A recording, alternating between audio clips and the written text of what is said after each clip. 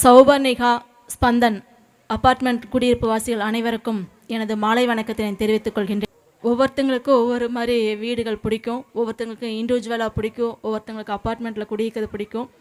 இங்கே அணு சில தகவல்கள் எங்கிட்ட பரிமாறினாங்க. இந்த 2 வருஷம் ஆச்சு இந்த பில்டிங், இந்த அப்பார்ட்மெண்ட் உருவாகி.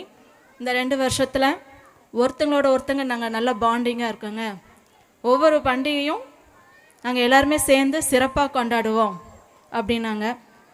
இங்கே என்டர்டெயின்மெண்ட்டுக்குன்னு பார்த்தா ஜிம் இருக்குது, உடற்பயிற்சிக்கு, குழந்தைகளுக்கான நீச்சல் குளம், அப்புறம் டர்ஃப் இதெல்லாம் இருக்குதுன்னு சொன்னாங்க. போர் அடிக்காதான்னு கேட்டேன். இல்லைங்க, எங்களுக்கு நல்லா இருக்குது, இது எங்களுக்கு சௌகரியமாகவும் இருக்குது. எங்களோட அப்பார்ட்மெண்ட்டில் கூடிய அனைவரும் ஒருத்தங்களுக்கு ஒருத்தங்க நல்லா புரிஞ்சுக்கிட்டு எல்லாரையுமே இந்த 2 வருஷத்தில் நாங்கள் 180 குடியிருப்புகள் இருக்குதுன்னு சொன்னாங்க. 180 வீடுகள்.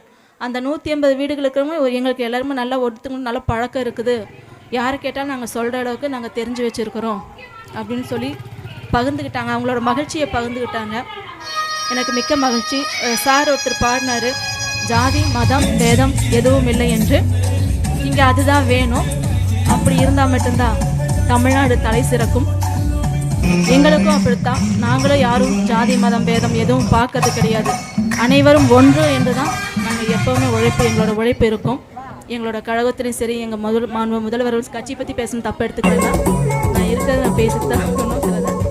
மாண்பு முதல்வராகட்டும், மாண்பு துணை முதல்வராகட்டும், எங்களோட அமைச்சர் பெருமக்களாகட்டும், இல்லை எங்கள் கழக உடன்பிறர்களாகட்டும், யார் எங்கள் அடுத்த ஒரு கட்சின்னு பார்க்க மாட்டாங்க, அடுத்த மக்கள்னு பார்க்க மாட்டாங்க. எல்லாரும் எங்களுக்கு ஒன்று தான். யார் எந்த நேரத்தில் என்ன கோரிக்கை வச்சாலும் கண்டிப்பாக அதை எங்களால் செஞ்சு முடிச்சு தரும்.